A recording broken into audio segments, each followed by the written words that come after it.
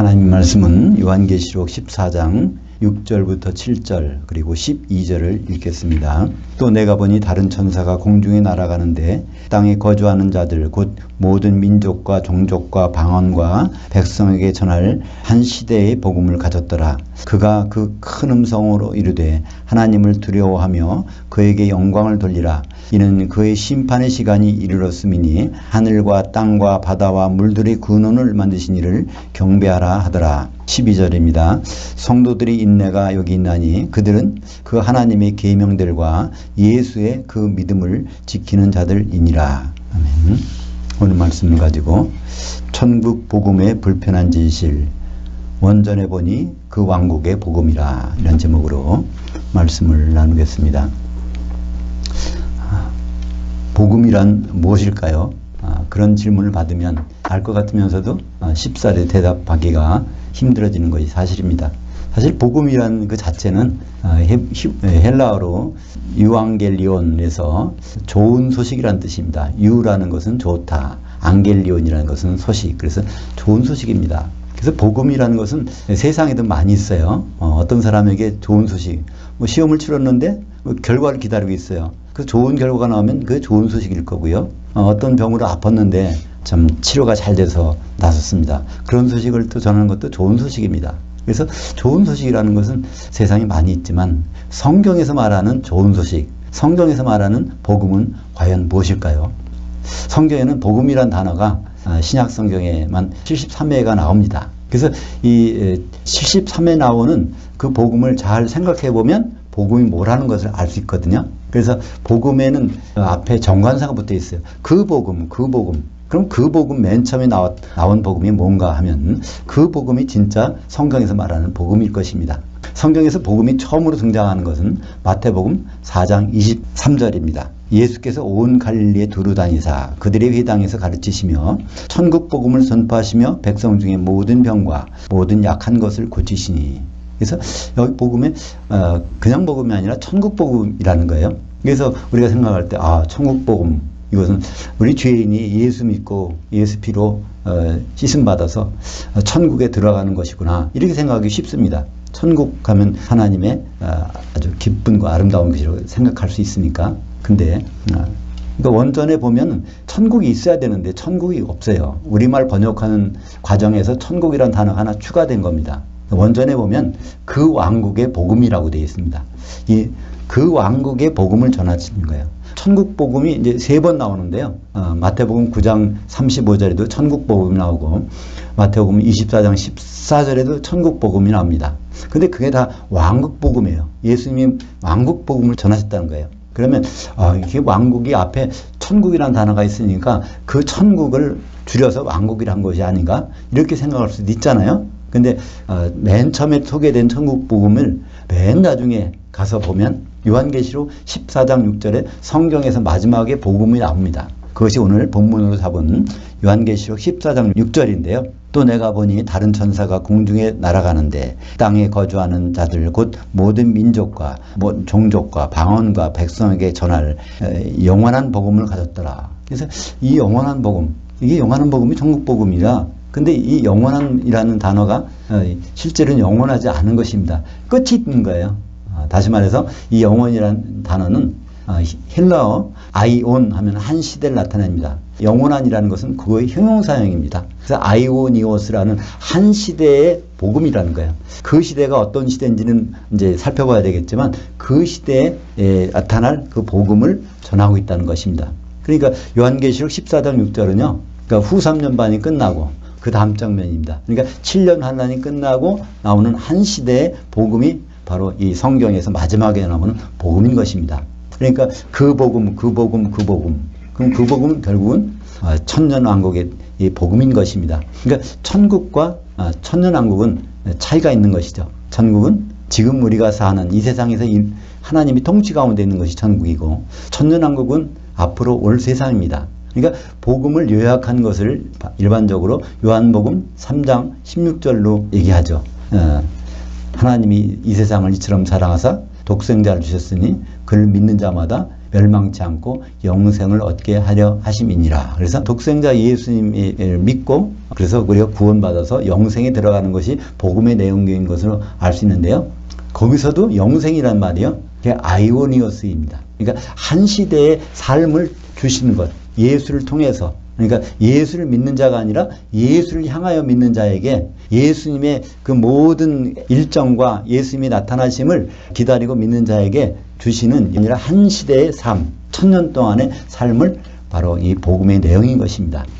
천년왕국과 천국은 전혀 다른 것인데 우리가 그걸 많이 혼동하고 있죠. 이 세상을 천국이라고 하지만 결국 앞으로 올 그 좋은 세상도 천국이라고 생각하고 있습니다. 살아서 천국이지만 죽어서도 천국에 간다고 생각하고 있습니다. 그러나 성경은 천년왕국과 천국을 엄밀히 구분하고 있습니다. 천국은 다시 말해서 하늘들의 왕국입니다. 그럼 하늘들에 누가 계실까요? 그분이 통치하는 왕국이라는 것입니다. 예수님도 하늘들에 오셨지만 지금은 하늘들에 안 계시죠. 셋째 하늘에 계시니까 물론 이제 다시 오실 것이지만 하늘들에는 아버지가 계십니다. 하나님 아버지께서 통치하고 계십니다. 그래서 하늘들에 계신 아버지께 기도하라. 하늘에 계신 아버지란 그 말에는 한 번도 예외가 없이 하늘들에 계신 아버지라고 되어 있습니다. 주기도문에도 예수님께서 가르쳐 주실 때 하늘들에 계신 우리 아버지께 기도하라 하면서 이렇게 말씀하지 않습니까? 그래서 천국은 하나님 아버지께서 통치하고 계시는 그 영역, 그것이 천국이고 천국의 시작은 바로 예수님 말씀하신 대로 성령이 임해서 귀신 나간 것을 보면은 그 천국인 하나님 나라가 임해 있다는 것을 알라고 말씀하셨습니다. 누가복음 17장 21절에도 바리새인들에게 이렇게 말씀하셨죠. 천국이 언제 어떻게 오느냐 질문하니까 예수님께서 천국이 여기 있다 저기 있다 할 것이 아니 천국은 너희 가운데 있느니라. 그러니까 이때 너희는 우리 마음속이 아니라 바리새인들 마음속에 다 있다는 얘기가 아니죠. 그러니까 바리새인이 있는 곳에 이 세상에 하늘들의 왕국이 이미 시작됐다는 그런 말씀입니다. 그러니까 이 마태복음 1장 12절에 보면 세례 요한의 때부터 지금까지 천국은 침노를 당하나니 침노하는 자는 빼앗느니라.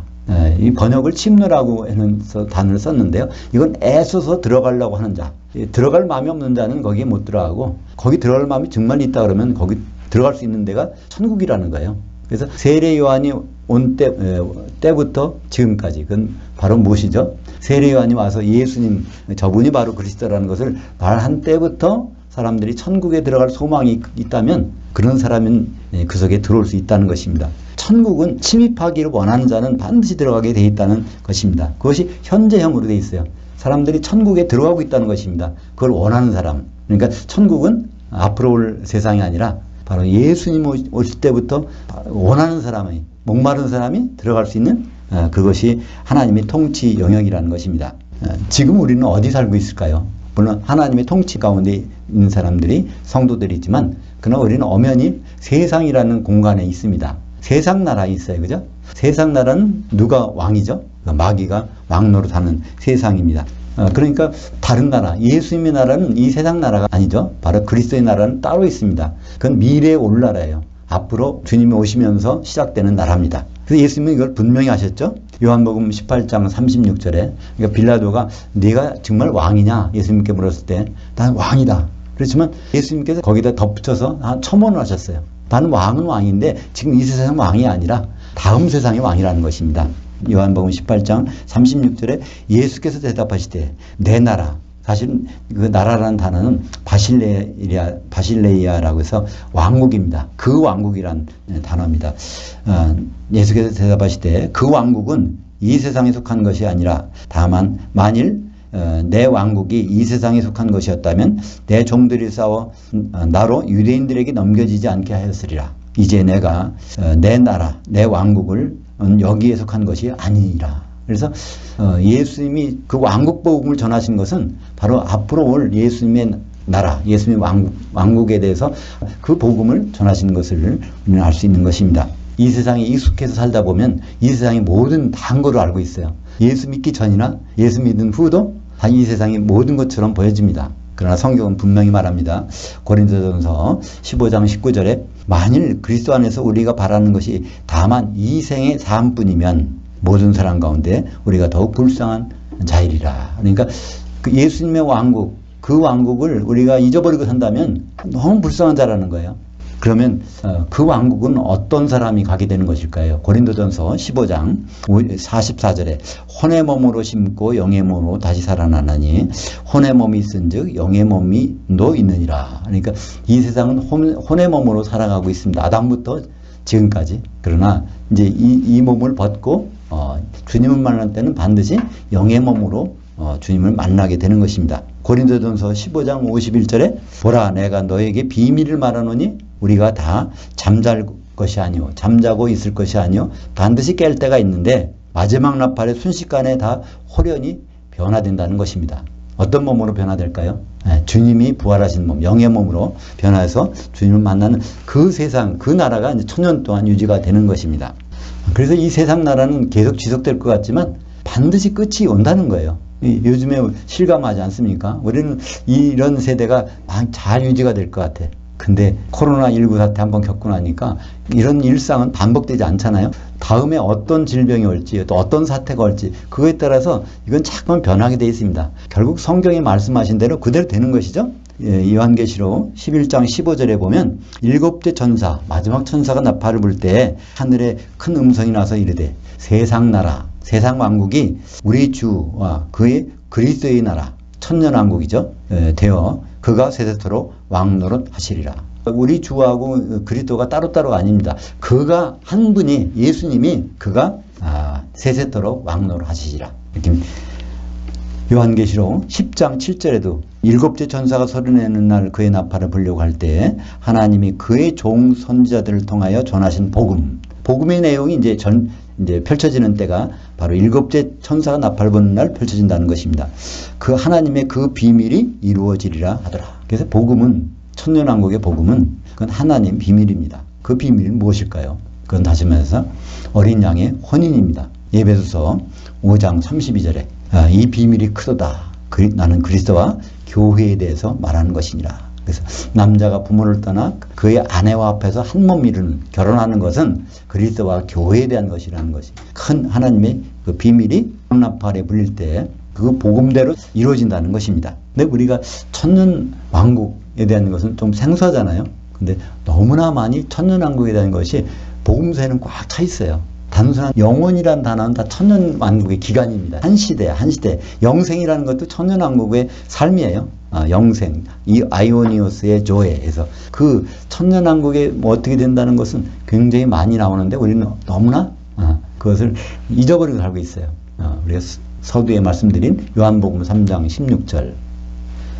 하나님이 이 세상을 이처럼 사랑하사 독생자를 주셨으니 누구든지 그를 향하여 믿는 자마다 영생을 이란 그 영생을 얻게 된다는 거예요. 멸망치 않고. 그 영생이 한 시대의 삶이니까 천년왕국의 삶을 주시겠다는 것입니다. 거기만 있는 것이 아니라 마태복음 25장에 보면 양과 염소의 비유 있잖아요. 거기에서도 마지막에 죄인들은 영벌에 또 의인들은 영생에 이르느니라. 그때 그리스도 심판대에서 나눠지는 영원히 멸망할 지옥에 있는 것과 영원히 그러니까 한 시대에 지옥에 있는 것, 한 시대에 예수님과 같이 있는 것. 그것을 영벌과 영생으로 우리말 번역을 했습니다. 그러니까 우리말 영원이라는 단어를 하니까 너무나 막연한 것이에요. 그러나 성경 원전에서는 항상 한 시대의 그 기간이 딱 정해져 있습니다. 그래서 천년왕국을 가리키고 있는 것입니다. 로마서에서도 바로 이 천년왕국에 대해서 나온 말씀을 우리가 볼 수 있습니다. 어디에 그게 있느냐고요? 로마서 1장 2절을 보면 이 복음은 하나님이 그 선지자들을 통하여 그의 아들에 관하여 성경에 미리 약속하신 것이라. 이 복음을 한마디로 그 아들에 관해서 약속했다는 거예요. 근데 그 아들이 누굴까요? 예수님은 독생자이시기도 하고 맏아들이시기도 합니다. 네, 예수님을 맏아들로 소개된 맨 처음 나오는 신약 성경이 로마서입니다. 로마서에 처음으로 등장해요. 프로토토코스라는 단어가. 바로 이 아들에 대한 것이 복음인데 그 아들에 대한 내용이 로마서 8장 29절에 나옵니다. 하나님이 미리 아신 자들을 또한 그 아들의 형상과 같은 모습을 이루기 위하여 미리 정하셨으니 이는 그로 많은 형제들 중에서 맏아들이 되게 하려 하심이니라. 그러니까 우리 성도들이 그 아들의 형상을 이루어야 된다는 거예요. 우리는 이런 몸으로는 예수님과 결혼을 못합니다. 예수님과 동일한 수준에 있는 몸이 돼야 되는 것이죠. 그래서 우리는 영의 몸을 입어야 되고 흠없고 점없는 그런 정결한 상태에서 한 신부가 돼야 그분과 같은 형상을 이룰 때 결혼식이 이루어지는 것입니다. 그래서 로마서는 결국 그 마다들의 형상을 같이 본받는 결혼식에 가서 동등한 위치에까지 그런 상태에 이르를 때 우리는 공중의 신부실에서 한 신부가 되어 혼연에 참여하게 되는 것입니다. 마태복음 9장 15절에 바로 그 말씀이 나오죠. 신부실에 있는 아들들이 신랑을 뺏길 수도 있다는 것입니다. 거기 공중의 신부실에서 우리가 다 모이는데 거기서 뺏기지 않는 사람, 그것이 이기는 성도들입니다. 그 장면이 어디 있을까요? 요한계시록 1장 13절에 있지 않습니까? 7촛대 한가운데 서 계신 예수님. 거기서 이제 하나님의 아들들이 마다들과 같이 해오하는 장면이고, 거기서 이제 그리스도 심판대를 지나면 이제 혼인잔치에 들어가는 장면이 어디 나오죠? 요한계시록 19장 7절에 어린 양이 혼인날이 이르렀고 그의 아내가 준비됐는데 한 세마포 옷을 입고 있더라. 거기에 보니까 성도들의 의로움이 가득 찼더라. 바로 성도들이 기름으로 한 몸이 돼서 거기에 혼인식이 이루어지는 장면이 나오는데, 그것이 하나님의 비밀, 큰 비밀이라는 거예요. 복음은 바로 그 큰 비밀이 이루어지는 것입니다. 하나님이 창세기 2장 24절부터 하나님의 의지와 하나님 결단이 있는 것이 나중에 가서 결국 이루어지는 것. 그런 사람들이 쉽게 알 수 있는 것은 아니죠. 하나님이 계시를 통해서, 말씀을 통해서 우리에게 주신, 우리는 그것을 깨달을 수 있는 것입니다. 그래서 이 마다들로 오실 때는 우리가 생각할 수 있는 게 있어요. 초림은 독생자로 오셨지만 재림 때는 마다들로 오십니다. 히브리서 1장 6절에 그래서 거기에 마다들이 있어요. 마다들이 있다는 얘기는 하나님의 아들들이 있다는 전제에서 마다들이 성립되는 것입니다. 하나님의 아들들이 이제 어느 한 곳에 모이게 돼 있어요. 그 모이는 곳이 바로 어떤 것인지 우리는 성경을 통해서 알 수 있습니다. 히브리서 1장 6절 또 그가 마다들을 이끌어 우리말 번역에는 세상에 다시 들어오게 하실 때 이렇게 세상이 아닙니다. 오이쿠메네라는 그 단어를 썼어요. 오이쿠메네로 오신다는 것입니다. 오이쿠메네는 한마디로 거주지라는 뜻입니다. 우리가 어디 사는지 그 사는 곳이 바로 오이쿠메네입니다. 한 집이라는 의미가 있어요. 그래서 이 말이 잘못 사용되고 있는 데가 WCC와 캐톨릭입니다. 오이쿠메네라는 단어를 영어로 바꾸면 에큐메니칼입니다. 한 집을 이루고 있다. 그러니까 모든 종교와 문화와 언어를 뭉런하고 다 하나로 되면 그것이 우리는 이루어야 된다. 그래서 에큐메니컬 운동이 일어나고 있는데 이건 그런 뜻이 아닙니다. 오이쿠메네는 예수님이 마련해서 오시는 것. 결국 우리가 거기 가서 한 몸이 되는 것. 그런 믿음의 공동체, 이기는 자의 공동체를 오이쿠메네라고 하는 것입니다. 예수는 그 오이쿠메네로 오시겠다는 거예요. 그럼 예수님은 어디로 오실까요? 다시 오실 때. 그 부분을 한번 집중적으로 살펴보기를 원합니다. 마다들이 오시는 그 거주지는 바로 어딜까요? 마태복음 24장 14절에 이 왕국 복음이 모든 민족에게 증언되기 위하여 온 거주지에 전파되리니 이제야 끝이 오리라. 우리말 보면 온 세상에 전파된다고 되어 있어요. 복음이 땅끝까지 전파되면 예수님이 오신다고 이렇게 번역이 되어 있는데 그것이 이 코스모스에 전파된다는 것이 아닙니다. 복음을 들을 만한 사람들에게는 다 기회를 주시겠다는 거예요. 그죠? 어디 있든지. 그런 다음에 주님이 오시겠다는 것입니다.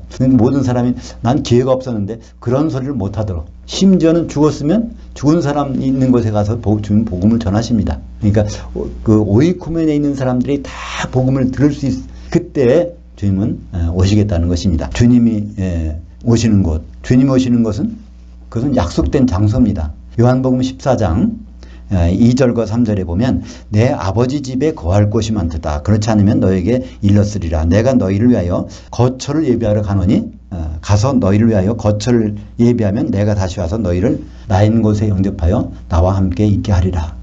예수님이 약속하셨어요. 그 오이쿠메네를 준비하겠다는 거예요. 그게 어디 하늘에 있습니까? 다른 데 있습니까? 그게 아니죠. 아버지 집이 안에 있다는 것입니다. 아버지 집이 사실은 성전이고 성전이 우리가 이뤄낸 그 성전이 아닙니까? 그 성도들이 모여있는 곳, 정결한 성도들이 모여있는 곳은 그것이 바로 거주지, 주님 오시는 거주지인 것입니다. 이것이 완성된 모습을 우리는 성경에서 볼 수 있죠. 요한계시록 21장 22절에 보면 새 예루살렘 성에 딱 들어가 보니까 성전이 있을 줄 알았는데 성전이 안 보이고 전능하신 이와 어린 양이 성전이 되시더라. 그 새 예루살렘 성이라는 게 성벽이 참 성도들로 이루어진 거 아닙니까? 바로 그것이 진정한 오이쿠메네거든요. 아버지와 예수님과 성령님과 성도들이 같이 거주하는 거주지. 그 새 예루살렘까지 가는 과정에 그리스도의 심판대와 혼인잔치가 있고 천년왕국이 있는 것이죠. 그래서 그 오이쿠메네라는 것은 일단 어디에서 이루어집니까? 공중에서 이루어지죠. 데살로니가전서 4장 16절 17절에 예수님은 아버지께 갔다가 다시 오신다고 그랬어요. 분명히 거주지로. 근데 그 오시는 장소가 분명히 데살로니가전서에서는 지정이 되어 있습니다. 주께서 호령과 전사장의 음성과 하나님의 나팔로 하늘로부터 강림하시리니 그리스도 안에서 죽은 자들이 먼저 일어나고 우리 살아남은 자들도 그들과 함께 구름 속으로 이끌려 공중에서 주를 영접하게 하시리니 그리하여 항상 주와 함께 있으리라. 그러니까 공중에 올라가서 내려오는 법이 없어요. 거기서 있겠다는 거예요. 우리는 가끔 오해를 합니다. 그 땅에서 통치한다 그러니까 다시 내려와서 지상에서 통치하나 보다. 근데 요한계시록에서 땅이라는 말은 항상 교회를 의미합니다. 요한계시록 1장 5절에 보면 땅의 왕들의 머리가 되신 예수님이라고 그랬죠. 근데 예수님은 교회의 머리시거든요. 근데 땅의 왕들이라는 것은 성도들을 가리킵니다. 성도들의 머리가 되신 분이니까 성도들은 어디 있어요? 교회에 있죠. 그러니까 요한계시록에서 교회와 땅은 동격으로 사용됩니다.